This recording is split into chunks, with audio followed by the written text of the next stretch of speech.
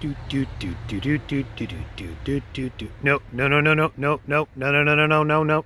Hammer hammer hammer hammer. I don't want to play with you anymore. Strange New Worlds episode review. Whew. Well, that just happened. That's right, guys. We're talking Star Trek Strange New Worlds Season 1, Episode 9, all the way up to the penultimate episode of this season, All Those Who Wander. And let me tell you, I've got some thoughts and feelings about this one, so strap in tight. Before I get into it, this is your final warning. There are spoilers ahead. If that isn't your thing, duck out now and come back after you've watched it. If you don't care about spoilers, I do just want to let you know, even though this is an episodic TV show, there are long-lasting ramifications in this episode, so it isn't a self-contained situation. You've been warned. Season 1, Episode 9 takes place on Stardate 2510.6. Here's the little synopsis. The USS Enterprise crew comes face to face with their demons, and scary monsters too, when their landing party is stranded on a barren planet with a ravenous enemy. So, I've complained about the synopses about these series a little bit before. They always seem to be off tone with what actually happens in the episode, and I couldn't agree more with this one. So, one more thought before I get into the actual story. If you follow along, what they said at the beginning of this series is each episode will be episodic, but the character storylines are going to be serialized. And that is no truer than in this episode, where basically most of our characters' sub-storylines all come to a head and come back into play in this very episode. I guess that's a serialization they were talking about. So, we start this bad boy out with Uhuras Log. She is on her final day or her final week, I don't know how close it is, as a cadet on the Enterprise. She's finished her rotations, and she's going to be going back home to visit her grandma. She's basically thinking she's done with the whole Starfleet thing. She did what she wanted to do. That's going to be about it. And here we've got these two brand new characters we've never seen before. I'm sure they're going to last a long time and have wonderful lives ahead of them. Nothing could possibly go wrong for these two brand new characters. The female here, she is another cadet. She and Uhura are both finishing their rotation. And the gentleman here, he was an ensign being promoted to lieutenant, I believe. And his name is Duke. These two, along with Uhura, that's the party is for them, in essence. The mission of the Enterprise right now is to deliver power cells to Starbase K7. Member Barry. That's right, that K7. And that's basically it. If they don't get that there within a week, K7 is going to lose their power, including life support. So that's what everyone thinks is going to be going on. Is that actually going to be what happens? Well, no, because right as the party ends and Pike is giving his cleaning duties to Spock, he's got to do the dishes, they get a priority 1 message from Starfleet, and there is a new mission. A more important mission that needs to be accomplished by our daring crew on the USS Enterprise, and that has to do with a lost Sombra-class starship, which has, I think it was 2 days ago. The message was sent 2 days ago. It just took that long to reach Starfleet. They crash landed into a planet, an L-class planet, I believe they said. So not very inhabitable, not very inhabitable to humans. However, it is going to be inhabitable by other species we've met, and I did like that. So anyways, we move along. They take the shuttles. I also enjoy that. The transporters and the radio transmissions, the subspace radio, whatever you want to call it, not very functional on this planet because of the blah blah interference. It is what it is, but I do like the fact that they remember they have shuttles. I dig that. And here we are. We get to see this shot after the shuttles land of the other Sombra-class ship on the ground. Wasn't aware that these ships could land that well, even though it was an emergency landing, but I guess they did a good job, whoever was piloting that bad boy. And this is a ship, it was mentioned, that was built with the parts of a Constitution class. It's just extra fast, extra sleek. So I do like that. It is a class that's existed before. I don't believe it's something we've ever seen in live action. But I like that. It's cool. It's a cool ship design. And it explains the whole fact that it looks very familiar, but a little different. Anywho, as I mentioned before, it's very inhospitable to humans and Vulcans. However, right at home for our Andorian pal, our Enar pal here, Hemmer, who gets featured in this episode again. Hold my emotions on that one. And we've got most of our crew here. Una took command of the Enterprise and went off to finish their mission to K7. PIke is leading this one. We've got most of our main cast here. We've got PIke, Hemmer, Uhuras on this mission. Guy, not Guy. Guy's a Galaxy Quest person. Kirk's back in this one. Then we've got those two completely new characters who are going to do a great job and live a long time. And who else is here? La'an is here. And I think that's about it. I don't think there's any other main characters, but I could be wrong. So here we go. We're going around. We're trying to study. And all of a sudden, blood on the sand. It's not sand, though. It's snow. So blood on the snow.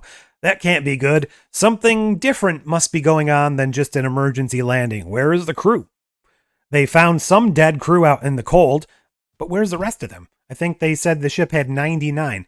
Well, they happened to meet this fellow, and this is the DC Comics Star Trek crossover I never knew I needed. That's right. For the first time in live action in a Star Trek series, DC's Blue Devil is appearing, complete with his little power trident thing, because he was shocking people with that. So, unbelievable that they had the balls to pull this one off in a Star Trek series. Kudos to them for that.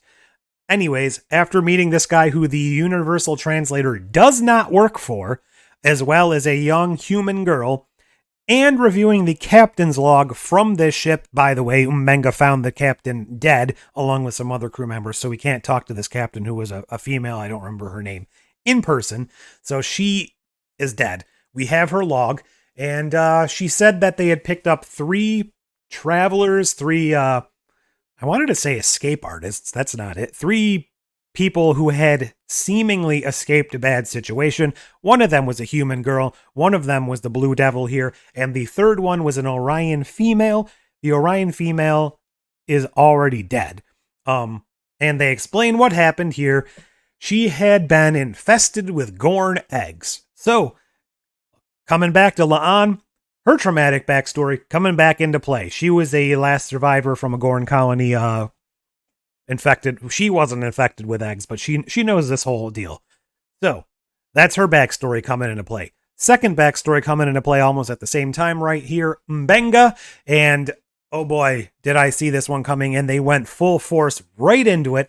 Mbenga, still dealing with the trauma of losing his daughter in the last episode, accidentally calls this girl here his daughter. So I thought they would be a little more subtle about it, but they straight up had him come out and say, "Don't talk to my daughter that way. I mean my patient that way." So very on the nose. Those 2 stories coming back into play right now.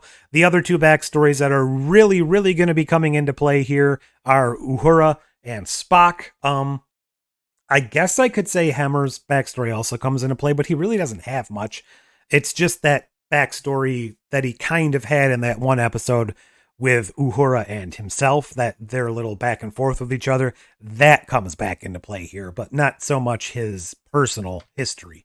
Then we find out Blue Devil here has got some weird pulsating crap going on in him, so of course Nurse Chapel goes into the other room, leaving him alone out there with Cadet what's-her-name, the other cadet, not Uhura, that's going to be living a great life for a very long time. Oh no! Oh no! Alien chest bursted out of Blue Devil and just went right through her body. She did. Yep, they're both dead. The little human girl, however, managed to run away and hide in the other room. So, oopsie. Oops. And then we get this little, we see this a lot, apparently these little evil demon babies, which are obviously Gorn children, or Gorn, I don't know if they call them children, brood, something like that.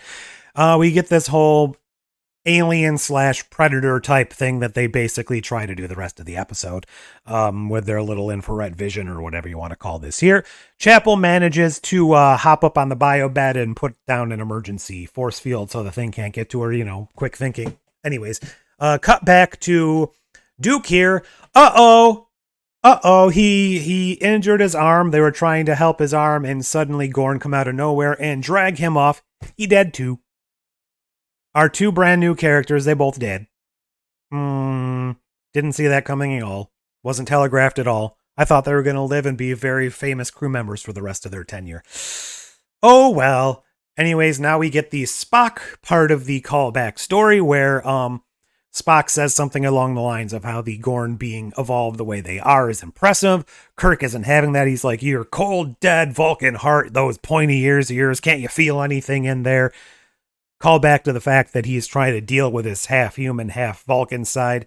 And very quickly, we're going to have to fight the two remaining Gorn because 4 Gorn were born. One of them immediately killed another. La'an says that in this stage of their evolution, whatever, they fight to become dominant. So one of them is going to become the lone survivor, killing off the other 3. And then they're going to take out the crew and feast on them, whatever. So in order to beat them correctly, Spock has to lose his cool. He has to force himself to feel anger, feel emotions, and he goes full on violent, starts, shooting with the Blue Devil Lance there, then starts punching things, loses his cool, goes full ape on these last remaining Gorn. They devise some little kooky plan where they hide in some cells, La'an and Hemmer, and they, I don't know what it was, some sort of super cooled liquid or something along those lines, flash froze the guy while he was trying to get in there. And that's what happened to this one. La'an gets out and shatters him into a billion pieces, so that one's taken care of. But Hemmer got sprayed in the neck and the face with some venom. They're like, oh, well, he was probably trying to blind you. That's what that evolved for, right? Right? Nope. It's too late. Hemmer says, I know it's coming. These are actually venom things that inflict the baby eggs in me, and I'm going to become a hatchling for the Gorn. So I'm just going to go outside and jump off the ship and kill myself. That's right. That's all, folks. Hemmer is out of the show. Hasn't had a single episode yet. Hemmer's dead. Hemmer's gone. Whatever. No one cares. Life is meaningless. I don't care anymore. See ya. No, okay. Never mind. Let me finish this. So he jumps out of the ship in this beautiful heroic shot. Hate it. Hate it, hate it, hate it. Hate it, hate it, hate it. Hate it, hate it, hate it. Not quite as bad as Icheb. But I hate this. I hate this so much. Then we get the shot of, after Hemmer kills himself, we just cut back to, apparently the Enterprise came back. They got the Sombra class ship up and out of the atmosphere, back into space. They rescued the ship, and all it cost us was Hemmer and those 2 other characters we never saw before. So here we go. They're having a little funeral for them. And all right, now time to wrap up the traumatic callback storylines. So La'an going to try and find this girl's home. So she's taking a leave of absence from the Enterprise. She's leaving. So she's leaving the ship. Hemmer's dead. My 2 favorite new characters added to the show are already leaving. Whatever. Spock apparently can't put his emotions back in the box, so he's still trying to deal with that. Then we've got Uhura, who apparently Hemmer's sacrifice and death leads her now to accept herself as one of the best of Starfleet, and she is going to now, I guess, it wasn't really stated insofar as the point behind this, but they played the nice TOS music here, so I think they're implying his sacrifice has led her to choose the path of staying with Starfleet because she has now found that home she was looking for. So apparently Hemmer was only ever created as a pathway for Uhura to join Starfleet and stay on the Enterprise. So I hate that. I hate that so much. Okay. Now that I've gotten through the point of the episode, the storyline of the episode, here are some thoughts that are just going through my mind. Similar to the Spock Amok episode of humor, this one was trying to play that sort of space horror that's very Predator, very Alien-esque, probably more so Alien than Predator. And I guess that's, obviously to your taste, what kind of things you're going to find fun about horror. I found it very, very on the nose. The only thing that surprised me was the Hemmer thing. So the entire story from the beginning was very, very on the nose and very telegraphed. And maybe that's just to me. Maybe some other people were finding some intrigue. But as soon as they, briefly shined those two new characters on the screen, I knew they were dying. I knew they weren't going to make it through the episode. As soon as they, mentioned the whole Gorn thing, I knew that there's going to be chest bursting Gorn and all that sort of stuff. I knew they were going to have to fight them on the planet. It was just all so on the nose. I knew as soon as they introduced a young child character, Umbenga was going to have daughter issues. Obviously, I knew La'an was going to have to deal with the whole situation because this is a direct parallel of exactly what happened to her when she was younger. So obviously that was going to come into play. I guess I didn't know that Spock was going to have his whole anger management issue thing, but that wasn't really, out of the realm of possibility based on what they've done. I just didn't see it coming early on. I don't know. None of it seemed that original or scary to me. There was a couple possibilities I thought they could have done once they realized the Gorn were on the ship out to get them. I don't know. They possibly this wouldn't have worked. Maybe there were no shuttlecraft. So they said they couldn't go outside to their own shuttlecraft because the storm was too bad and they couldn't survive it. So were there no shuttlecraft on the ship? They could have all, gone into that shuttlecraft to seal the doors and hide inside. Obviously, the shuttles have their own power source, even if they couldn't launch off the planet. If they were sealed inside the shuttle bay, have the heat in the shuttle, and then open up the cargo bay doors and let the cold, which they established the Gorn would not go into the cold because it would kill them. Why couldn't they do something like that? Maybe there were no shuttles. Okay. Why couldn't they, establish a base, let's say in the brig or something along those lines and hide behind force fields? I don't know.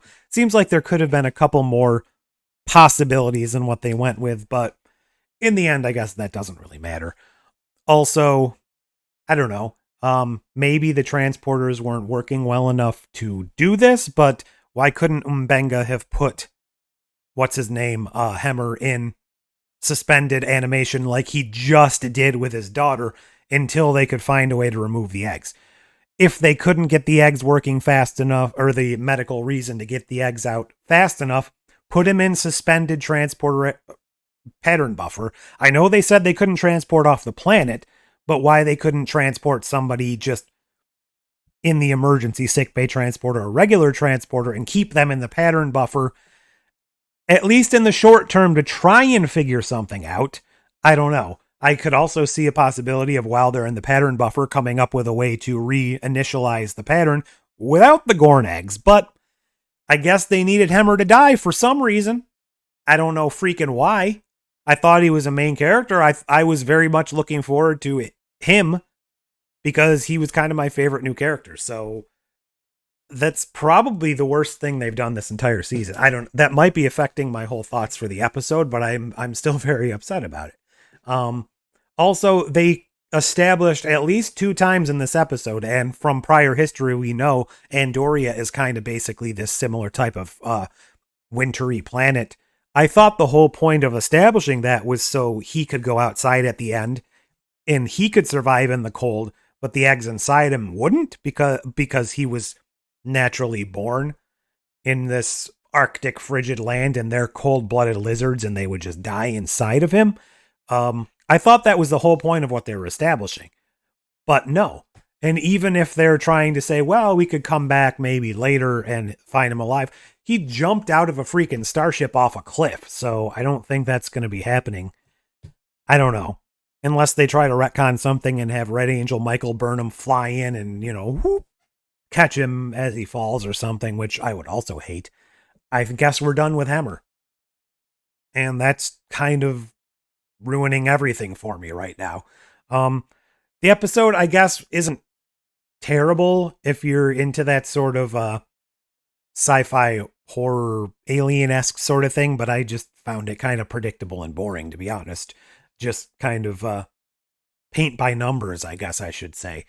I don't want to throw shade on anyone who enjoyed it. It just, for me, it didn't really hit those emotional beats that it should have, except for Hemmer, which I feel was kind of out of nowhere and just as a plot point to make Uhura realize she had family on the ship and take her role as the comm officer, as we know she does going forward in Star Trek. So I don't know. Very disappointed right now. Very disappointed. And yeah, let me know what you think. I'll see you guys in the next one. Until then, I guess do all the YouTube things. Throw me a like, throw me a comment, and computer end program.